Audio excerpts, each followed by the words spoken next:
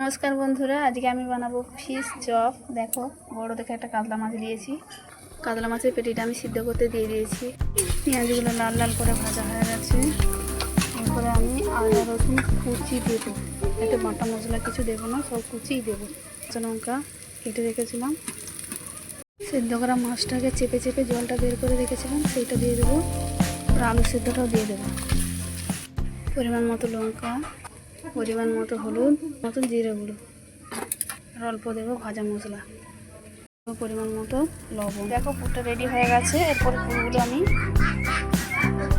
ঠিক এইভাবে দেখো এরকম সেট করে নিয়েছি। এখানে বাটিতে আমি কর্নফ্লাওয়ার নিয়েছি, জল দিয়ে এটা গুলে নেব।